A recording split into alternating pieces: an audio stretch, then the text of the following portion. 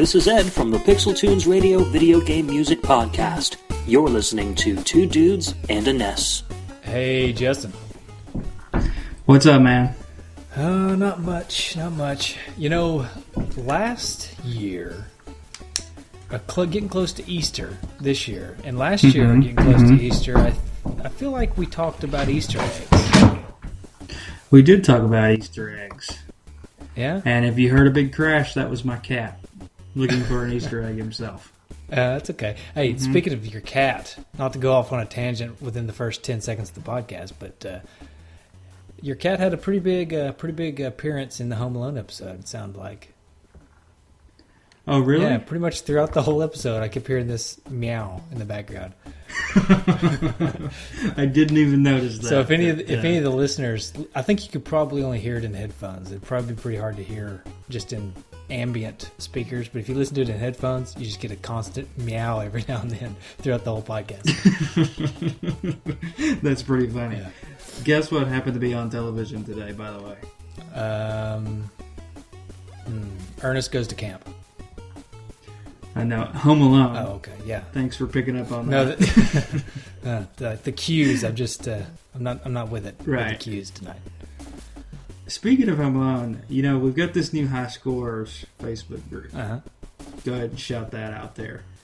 But Home Alone, there was a lot of discussion about Home Alone on that page. Yeah, I was really surprised. And Dude Hickman beat it this past week, so yeah, congratulations to him for that. That's quite an accomplishment. And I feel like he kind of owes us a bit of gratitude, because I don't know if he would have beat it if we hadn't have covered the game, started the high scoreboard, etc., etc. This is true. So this is true. It's kind of like when he go back and beat Silver Surfer, which is pretty much an impossible game, when we were supposed to talk about Silver Surfer. Yeah, the lost episode. Hey, speaking of the lost episode, it's coming, by the way. But we had one of our patron people from Patreon said, "Hey guys, why don't you make that a Patreon exclusive episode since it's lost?" I said, "No, okay, no, we're not going to do that. No exclusives. No exclusives. Everybody gets treated fairly here, and Putin rejoices." Yep. Putin rejoices. That's right. No, Putin would definitely not rejoice to everybody being treated fairly, let's be honest. Yeah, that's true. That's true. Who do we need? No. Let's move on. Yeah, okay. So what game are we talking about? Why was I trying to bring up Easter eggs, besides the fact that we're like a week away from Easter? Well, today we got a special treat for everybody, because we're talking about a game that's actually was never released at all until recently, and it was only released as a ROM on the computer. So a bit of an Easter egg in and of itself. Right. And that game is, Michael? Hyperion? Hyperion? I don't know how to pronounce it. I was going with Hyperion. Ooh, I like that. But that's just, I guess, my science background. Well, I think I'm just thinking about ions. Yeah, the ions. Those ions. No, I think it's kind of the same name as that. If you play Borderlands, I think there's a company in Borderlands called whatever this name is of this game. So Okay. Borderlands stole this from Nintendo, 30 years later? Yeah. 30 years to be exact. All right. So you want some history on this Easter egg game? I would love to have some history, please. I hope you're taking notes, boys and girls. It's time for Justin's historical tidbits and trivia. All right. So this game was made by one of the most famous game makers, of course, in Nintendo history, Yoshio Sakamoto. And it was he was the director and programmer of this game, and also a couple of games that came after this game called Gumshoe and Metroid. Now that's going to come into play here in just a minute. So this game was a concept game, and they started giving it to counselors who would reach their quota. And they were trying it out, and the counselors loved it. It was really a big hit. But here's the thing. The game utilized both the D-pad So the NES controller and the zapper. So you had to hold both at the same time. Nintendo did not go for that idea very well.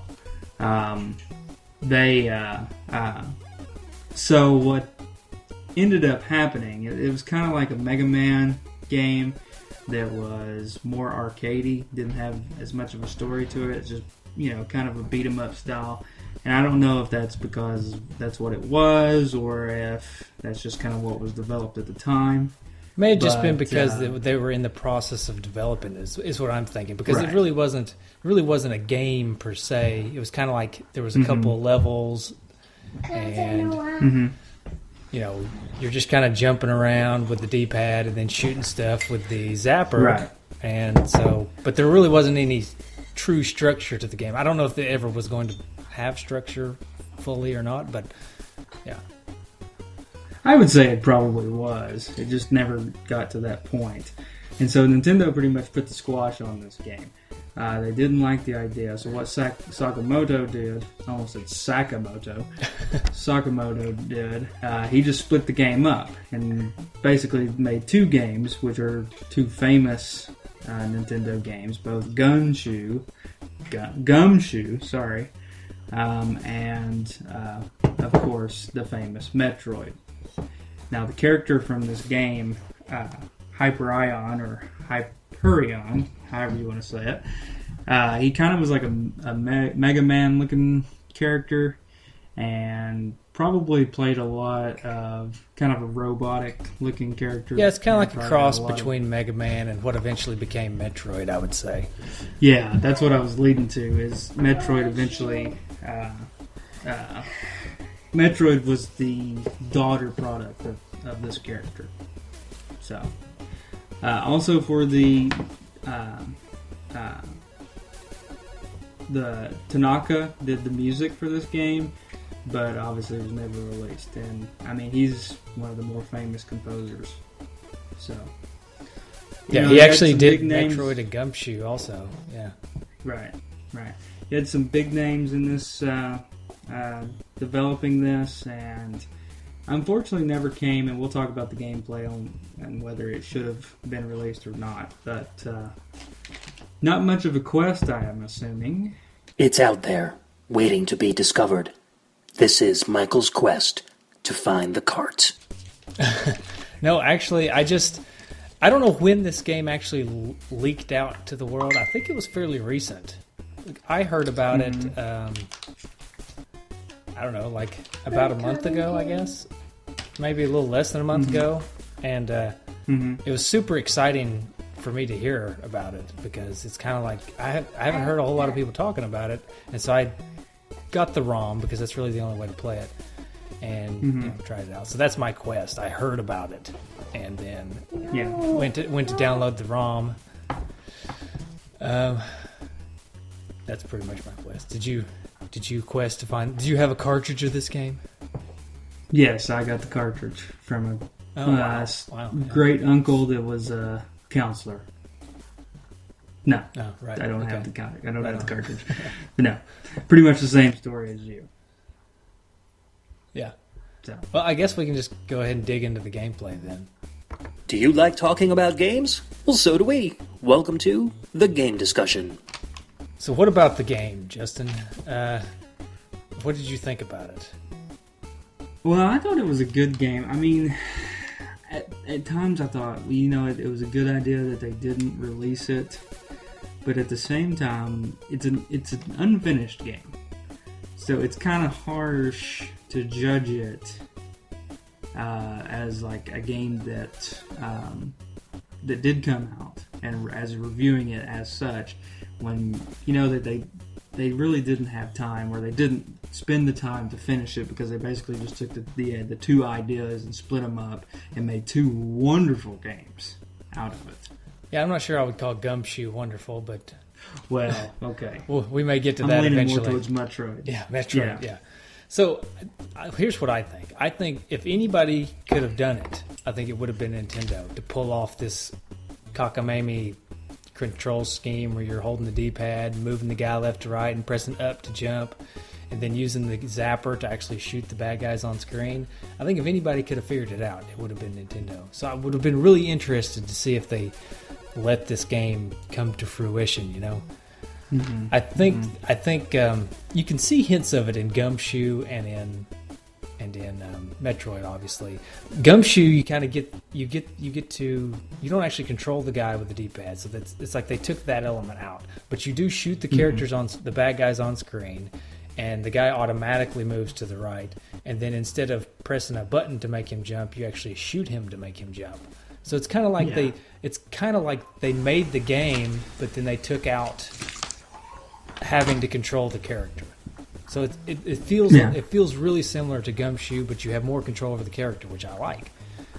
But then aesthetically, like music-wise, and graphics-wise, it kind of resembles a lot of what eventually became Metroid. You know, it's got that sci-fi theme to it.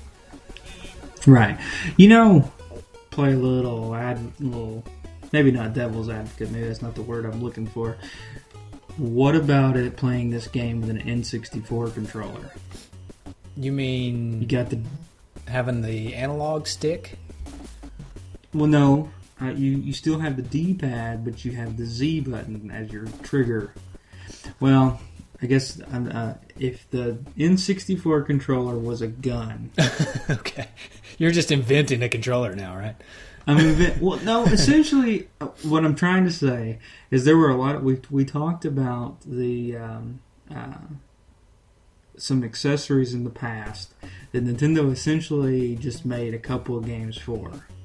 I mean, what about if they had made a different controller for just this game? Yeah. And maybe even sparked future games. Right. So you're saying maybe put a D-pad on the zapper or something so that you don't have to worry about holding two hands. You can move with like your thumb up at the top, and then you can pull the trigger. Mm-hmm. I can see that. I think this may have been a little too early for Nintendo to have tried something like that, because this is like way at the beginning of the system. I mean, this potentially could have been a launch game had they released it. Because, I mean, Gumshoe was basically a launch game. It was like a year later, but... Yeah. I mean, this potentially could have been... 85, and Gumshoe and Metroid both were 86. I think Metroid was 86. But I know Gumshoe was. Have you ever... I know we're not talking about Gumshoe. Ever played Gumshoe? It sounds like you have. Yeah, I've played it. I'm not a huge fan of Gumshoe. I mean, it's an interesting concept. It's one of the more unique Zapper games. I would say that, definitely. It's interesting to think about the mindset of Nintendo at this time. Like, because prior to this, you're looking at Atari as kind of the godfather here of gaming. And Nintendo comes in, and they're really essentially revolutionizing the gaming industry. You've had the crash, now you've got to start from scratch, essentially. Your system is not really anywhere near what the Atari system is. It's on a different level. So it's not out of the realm of possibilities to try something where you actually are using two controllers. Now, I'm not ambidextrous enough for this to have ever worked for me. I had a hard time just using the mouse and the keyboard this past week trying to play it. But I would have never been able to accomplish that, I don't think. Yeah, I don't know. I think it actually... See, to think about, like, if I was to play it back when I was a kid, like, so let's say it came out and I had it when I was a kid, I think I would have had a terrible time trying to play this game.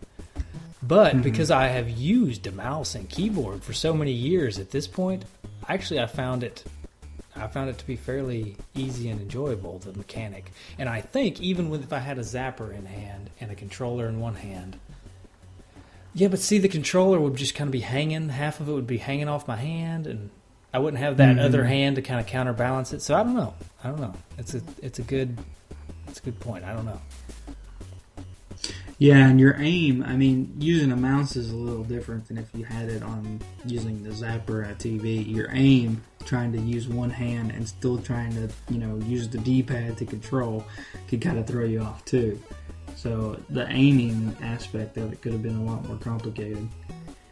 Yeah, I could see that too. I mean, I think part of the reason why this game is interesting and a lot of fun now is simply because you can play it.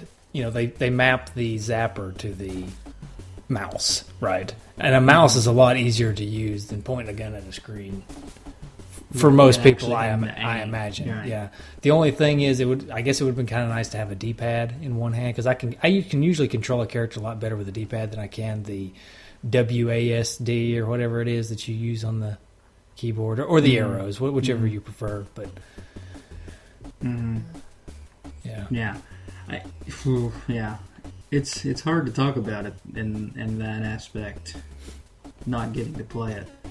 Should have contacted Nintendo, got some access to some cartridges. Yeah, pulled some strings, got some of them prototype carts.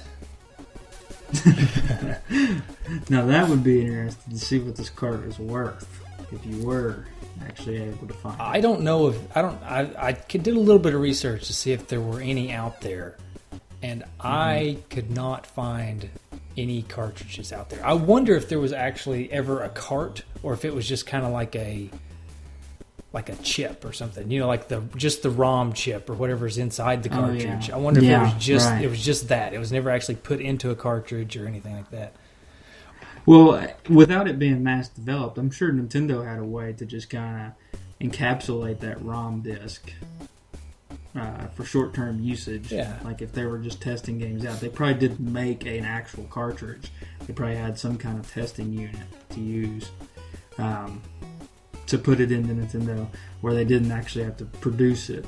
So it probably doesn't exist if it's out there. Yeah, probably not. We need to contact Rob and Jay, Nintendo Quest guys. Well, this wouldn't have been on their list, because it's not only is it unlicensed, but it's unmade, So right. It's true. I don't think they would have ever been able to find it. But they would probably know about it. They probably know about it. Right. That's But we'll have to tell them sequel to Nintendo Quest. Find all prototypes and unlicensed carts. Right. Mm-hmm. Yeah. Right. That's funny.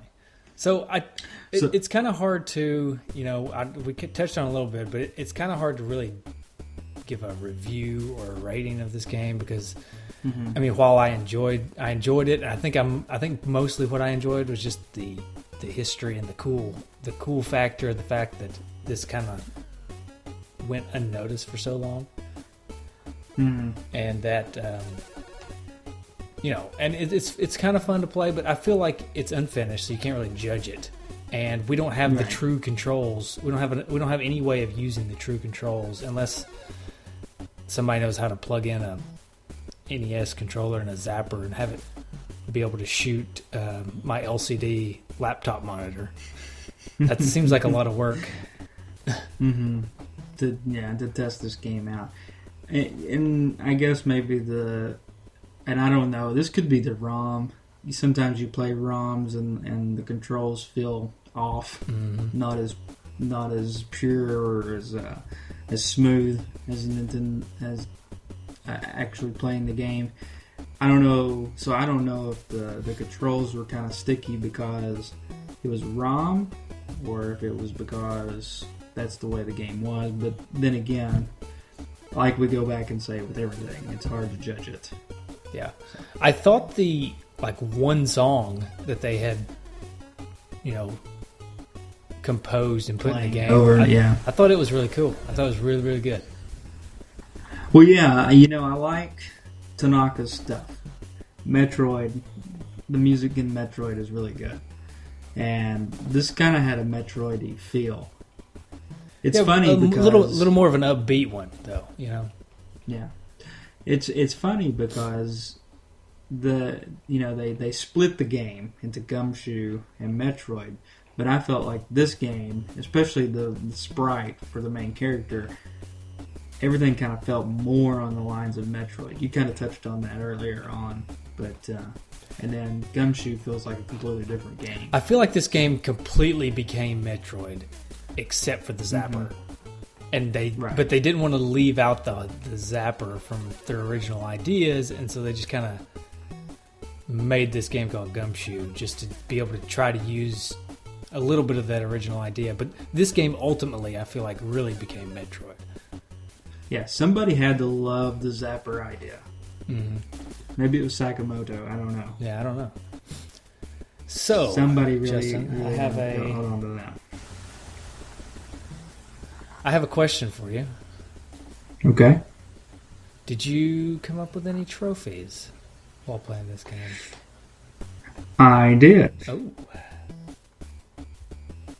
Do tell. This ain't your granddad's gamer score. These are retrofitted trophies. All right. This one's called "Shouldn't You Be on an Old Building," and that is shoot 5 of the gargoyle-looking characters in the dungeon level 2. Yeah. So the ones that so shouldn't you be on a building like because gargoyles okay, yeah, go on a building. Hey, do you remember that cartoon, The Gargoyles? Did you ever watch that? I did. I do remember it. I didn't watch it much. I think I watched it maybe a little bit, but not much. Everybody rants and raves about the Gargoyles cartoon, and I just could not stand it when I was a kid. I don't think I got into it. I think no, I don't think I really watched it that much. Yeah. I may have tried because everybody was into it. It's kind of like, and this is probably because a lot of our listeners are really into the old school retro stuff, so this is probably going to get me a lot of hate mail. But you remember Goosebumps, and everybody loved Goosebumps. Yes, Goosebumps. I remember Goosebumps. I never got into Goosebumps. Didn't like them. Yeah. I didn't really get into them either, to be honest. What I did get into, and I don't know if you had this, but at my elementary school, I had the most horrifying book that I have ever read, probably in my entire life, even as an adult. It was called, like, Scary Stories to Tell in the Dark or something. It was just a bunch of short stories that were just horrific, and they had these hand-drawn images in between the stories that were just like skulls with I don't know, worms crawling out of the eye sockets and stuff. It was just really gruesome. Or these skeleton girls like stand on top of the hill looking all menacing. Did you have this book in your this was in my elementary school library. It gave me nightmares. I don't remember that. I remember there was one book that was like that I got out of the library, and it was like a witch's spell book, and it was like really creepy stuff, and it freaked me out. I remember, and I was really young at the time, like it was like early in elementary school, and I was like, I took it back the next day to the library because she got like a week to rent, loan the book. I took it back the next day because I was afraid the book itself was actually haunted. Oh yeah. Okay, I'm going to show you. I'm going to show you this. Okay, this is just one of the images. I may show more. I don't know, but I'll start with this one. This is just one of the images from the Scary Stories to Tell in the Dark series. That's Harold there. Can you see it? Okay. Oh gosh. Yeah. So there's Harold. Is he like? Has he been hung? Yeah. Is he hanging? Oh yeah. He's hanging. He's hanging. Yeah. I mean, these were some gruesome stories. Here, check this out. Check this one out. Oh man. Oh, I see that. Yeah. It just gets better. The baseball players there. You see them? Wow. Okay. So I'd be curious. I want to know if any of the deep-outers out there remember this book or have this book, because it was a scary time during my childhood, but I loved it, and I just couldn't get enough of it. I don't know. Sorry. Wow. Huge tangent there. That's really creepy. Did you have any trophies? I do have one. It's called the hand-eye coordination of an astronaut. And that is beat the first level without taking a hit. Ooh. Okay. Yeah. I don't have any more. Do you have any more? No, I didn't come up with any more either. Yeah. Pretty good though. It was. Yeah. Okay. Okay, so let's. I hate to try to give it a rating because, can't poop on a game that's unfinished, right? Or can we? 6 out of 10? 5 stars? 2 thumbs up? Who knows? It's time for game rating. Not that we'd be the way we do anyways. ratings. Yeah, the way we do ratings, I think we could just about rate anything. Yeah. Hey, because our ratings are meaningless. hey, would you mind? Could you rate my water here for a minute? That I'm gonna give that an onion. Okay, 1 onion for my water. No wonder it tastes like dirt. Okay, man, so what type of? What should we give it? A type of prototype? Is that something you can? A type of product that never really became successful. Just like a type of invention. Mm-hmm. Like a Billy Mays thing. Yeah. Okay, that's what we'll go with. Type of invention. Okay. I'm going to give it the ShamWow. Mm-hmm. Yeah. Mm-hmm. Because it's it's like 2 things in one. It's a super absorbent towel, and it's also it's like a scarf if you want to wear it as a scarf. I thought you were gonna go sponge and towel, but you went towel and scarf. Hear me out. Hear my reasoning. The reason is because it's way more effective at one than it is at the other.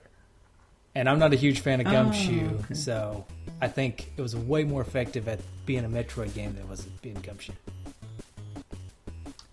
Okay. I'm gonna go with the Floby. The Floby. I don't even remember what that is. You don't know what the Floby is? No. Oh, you're gonna have to look up the Floby. It was basically this like hair dryer looking thing that you could cut your own hair with. You pulled your hair and it cut it. It's terrible. It's like a vacuum.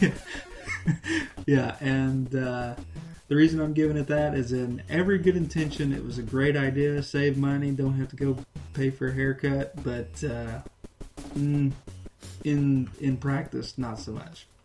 Yeah. Okay. It's really hard to do, right? It takes a lot of coordination to use the Floby.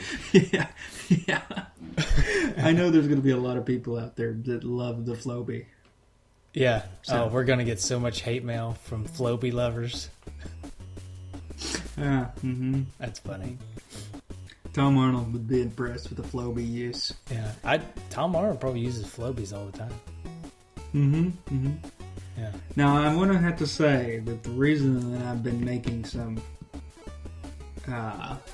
references to past phrases is because a good friend of ours, David Book, well, a new friend, I guess, the Facebook group has been putting up memes of all of our old sayings, like Tom Arnold would be impressed, Putin rejoices, Michael Flatley would be impressed. I don't remember that one, but it was hilarious when he put it up. Yeah, Michael Flatley would be impressed. It is a picture of Michael Flatley just in all of his glory. Do you remember the context of the Michael Flatley comment? Because I don't. I don't remember that, and I don't remember the chicken butt. Apparently, and I love he said from the chicken butt episode. Well, I remember the chicken butt episode because I got you with that one. Because I said, "Hey, Justin," and you said, "What's up, dude?" And I said, "Guess what?" or something. No, I said, "Hey, Justin, guess what?" You said, "What?" at the very beginning of the episode, and then I got you with the chicken butt. That was that Short Order? Yes, it was. Episode? It was because I think I referenced chicken butt over and over again in that episode. So that's definitely the chicken butt episode. All right. But I don't. Oh, Michael Flatley had that because that's the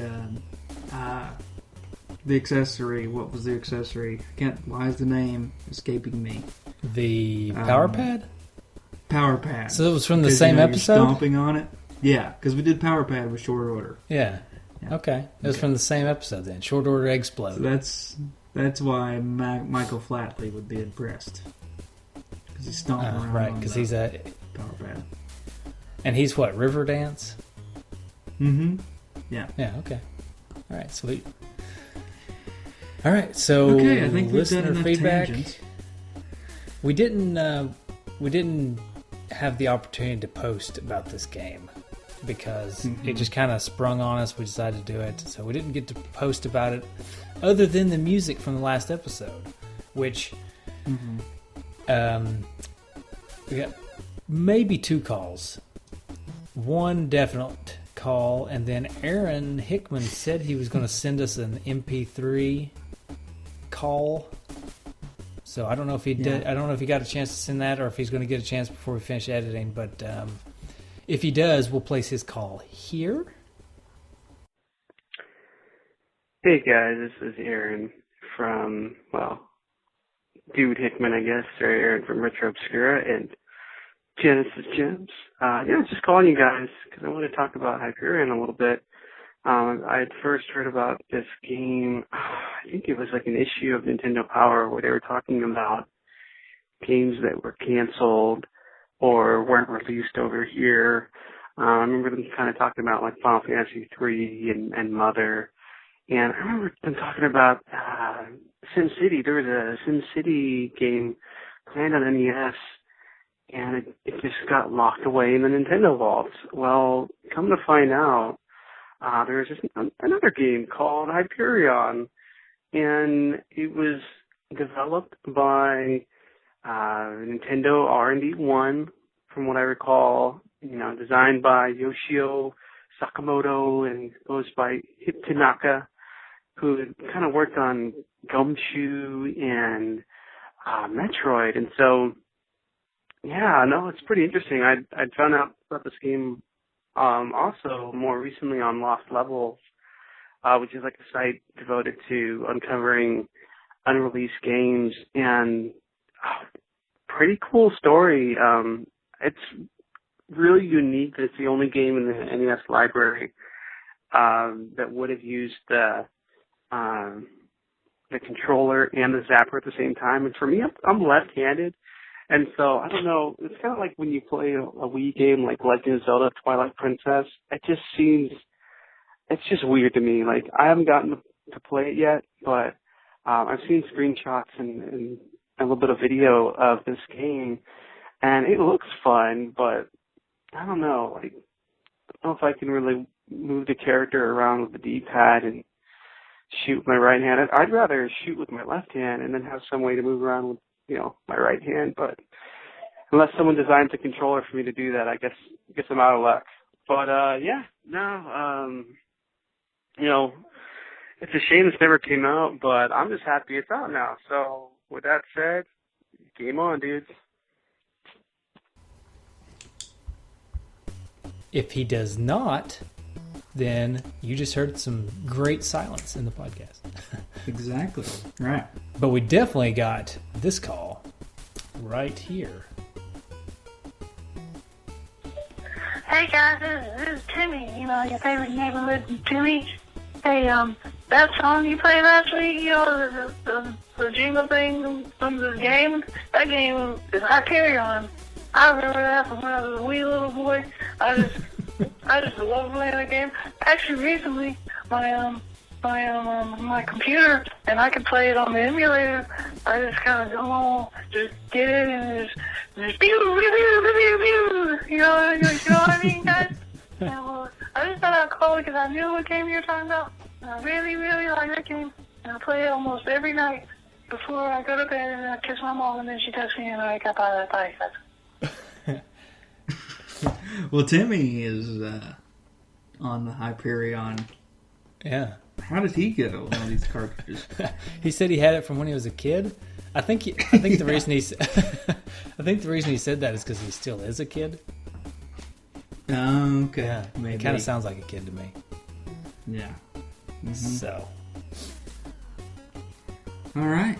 Well, kind of a short episode. Yeah. I don't know. We should fill some of this dead air. I don't want to just put out a 30-minute episode. That's true. There's some train noises. Train working it. Train's working the scene, man. Mm-hmm. Train's like, oh, we need some dead space filled? Allow me. Yeah. Okay. You wanna? I can give you a quiz. On what? I don't know. Hyperion? Yeah. No. How about daily trivia quiz for March 31st? Okay, All right, are you ready? I'm ready. In what year was Salman Rushdia's book, The Satanic Verses, published? You want some options here? Isn't Salman Rushdie the guy that all the terrorists want to kill because he wrote a book about Muhammad or something? Maybe. Or that's I don't something know. different? He wrote The Satanic Verses. I'm going to say 1974. Okay, well, I'm going to pick the closest one to that, which was 1988. You got it right. You Satanist, you. Is it really 1974? No, it's 1988. I just picked the closest one to what you said. Oh, there were choices. Yeah, I'm going to give you the choices on this one. Okay, you ready? Okay. When is Catherine, Duchess of Cambridge, and Prince William's baby due, according to the Daily Mail? Is it due April 1st, April 12th, April 25th, or April 30th? No, I didn't know she was pregnant. Well, there's your first problem. I'm going to say April 12th. And no, April 25th. Sorry. Okay. Christmas in April. What is 1 gross minus 2 score? Well, score's 20, Okay. so that's 40. Okay. I don't know. A gross, I'm going to say is... You want the choices? Yeah. Okay, your choices are 20, 104, 124, or 198. 104. That's right. You are a math whiz. All right. Yes. Because a gross Okay. is clearly... Where did... Well, a gross is a dozen dozens. Oh, yeah, so it's a like... dozen dozens. So, how's that... Yeah, you're right. Good job. Yeah, 140. That's smart. You're like a genius. Okay. Let's see how genius you are with this one. Okay. Where did the Oreo cookie originate? It's a country. Is it Germany. Well, wait a minute. Is it Norway, Okay. Mexico, the United Kingdom, or the United States? I'm going to have to say Norway because they're so much better than us. Oh, no, it was actually us. The United States. We are not worse than Norway. I'm just saying. It's a joke. Sure. You Satanist. All of our Norwegian fans are now mad. Yep. Oh, well. This is one that I did not know. Okay. As with all the other ones so far, I have. That's about to say, so you knew all the other ones. Okay. Which of these tokens was added to the game of Monopoly in 2013? Was it the top hat, the cat, the policeman, or the radio? I'm going to say... Well, I'm pretty sure it's not top hat. I feel like policeman is a red herring. They want you to pick that one. Mm-hmm. Radio... I don't ever remember a radio. Well, it just came in 2013. So That's what I'm saying. Oh, okay. So that may be the new one. So you're going with radio? I'm going to go with radio. I'm going with radio. No, I'm sorry. It was a cat. I knew it was between those two. It was a cat. All right. Meow. Okay. Yeah. Okay. I should have guessed that. Okay, here's you a gimme. You ready? Yeah. Who wrote The Hunt for Red October and Patriot Games? Tom Clancy. Yes, he did. Good job. Yeah. Okay. Oh, by the way, if you don't get at least a 50%, you're off the show. Oh, darn. This is knowledge that you must have to be on Two Dudes. Okay. Okay, which of these places is the capital of UAE? United Arab Emirates. Is that Dubai? No, it's Abu Dhabi. Oh, man. This is not looking good. If anybody out there wants really. to be a co-host on the Two Dudes in a Nest show, I'll start taking resumes after this podcast.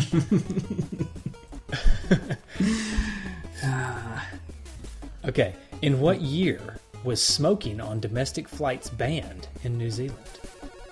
This is the most random stuff. Well, let's see. I'll give you the choices. 1978, Okay. 1982, 1988, or 1995. New Zealand, I feel like they're going to be early on this. Give me the second earliest date. I think 78. 1982 is the second earliest. Give me that one. Okay. Nope, 1988. Ooh. It's not looking good, kid. Yeah, I know. I'm getting killed here. Two more questions. You have to get the next two right in order to get your 50% and stay on the show. Okay. What was the occupation of character Jennifer Melfi in the TV show The Sopranos? Oh, no. Was she a laundry owner, a police officer, a housewife, or a psychiatrist?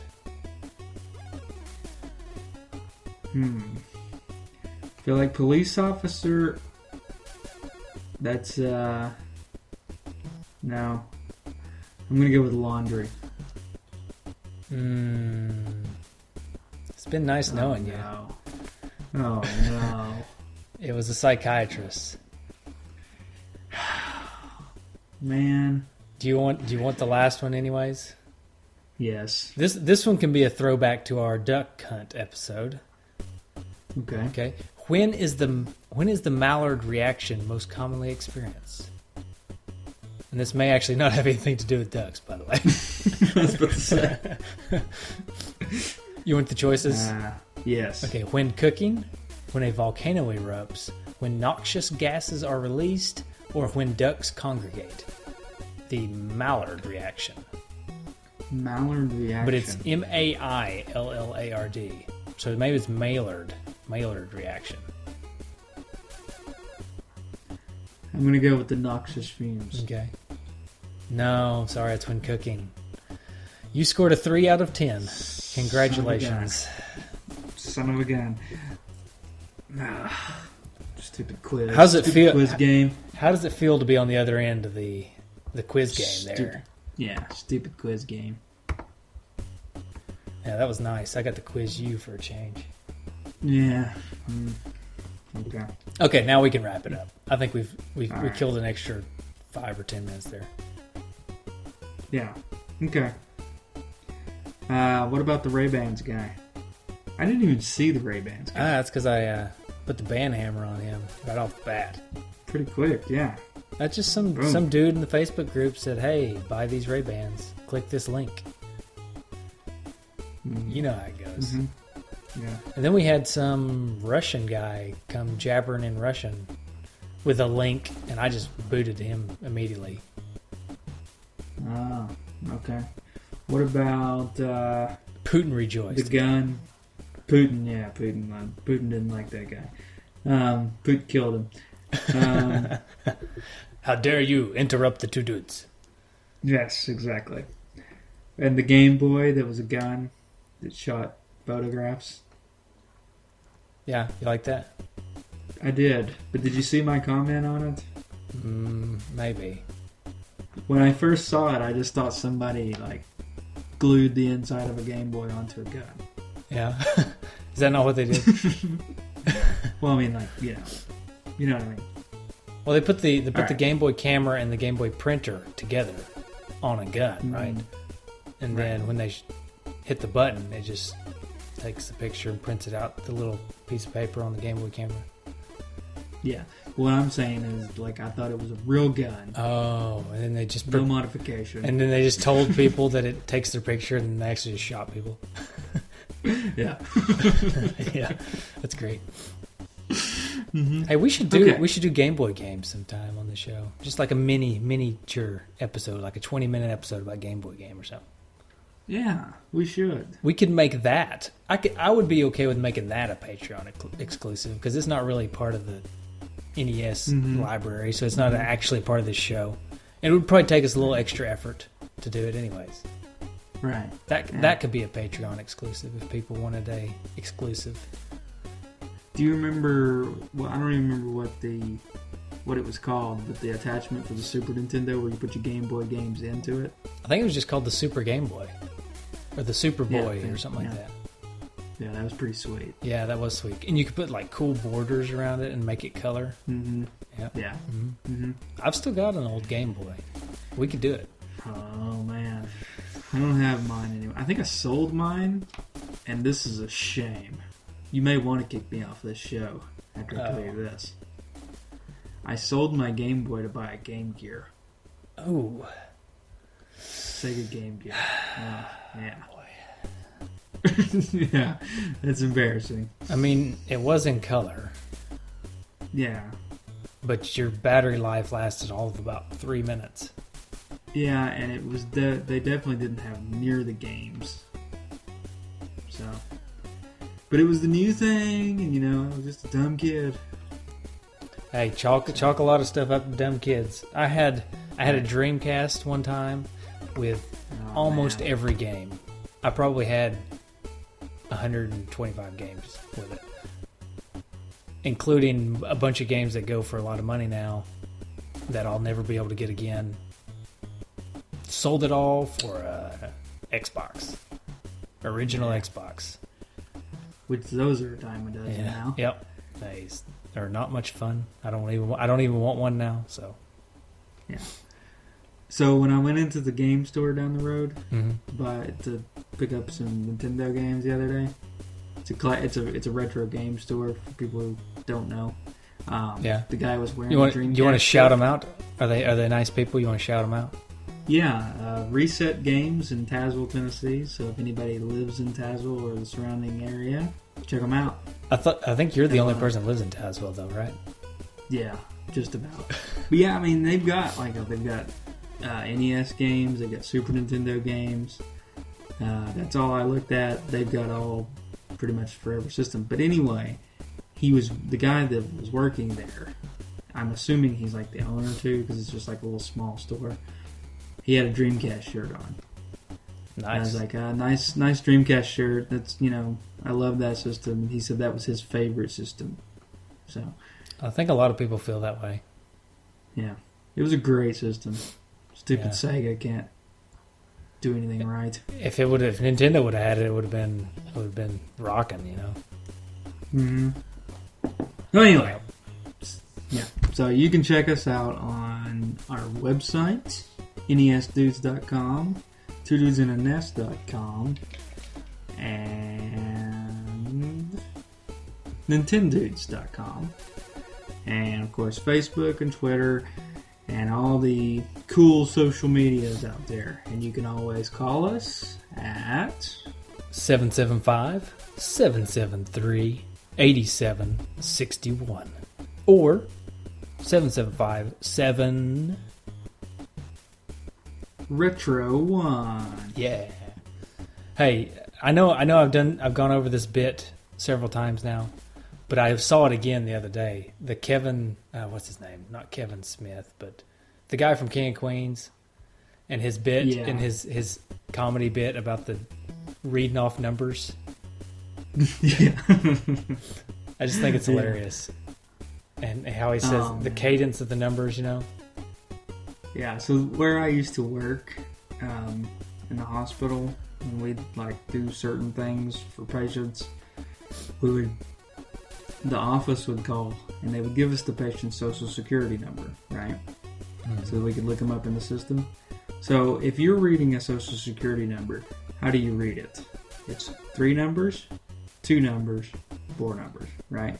That's the cadence. With a pause in between because there's a dash there. That's what that's for. Horrible cadence. She would give 4 numbers, 3 numbers, and then 3 numbers. It was you're throwing me off big time. Let's do a little Two Dudes Theater here, okay? I'm calling you with a to read to you the social security number of a patient. So I'm calling in. I'm saying, hey. Okay. All right. I need to call in this patient, please. Okay. Go ahead. His name is John Smith. All right, you got his social? Yeah, it's 4 7312 87 63 exclamation point. See, here's the thing. When you read numbers, I should be able to tell what type of number you're giving me by your cadence. Yeah, it was a social security phone number. Could you not tell? Right, yeah. Okay. Moving on. All right. Hope you enjoyed this episode about this game that nobody's ever heard of before. It's funny. The last half of this episode just turned into us just cutting up and talking to each other, chit chatting. Yeah. Hey, family friendly. I said chit chatting. Oh, okay, sure.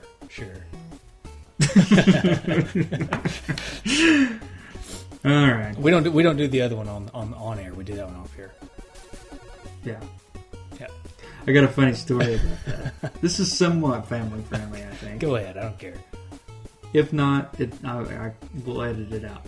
So we're watching this hospital show the other day, and my daughter Leah, who is a week away from being 4, 2 weeks away from being 4, she says one of the doctors on there says something about a douchebag, and she repeats the word douchebag.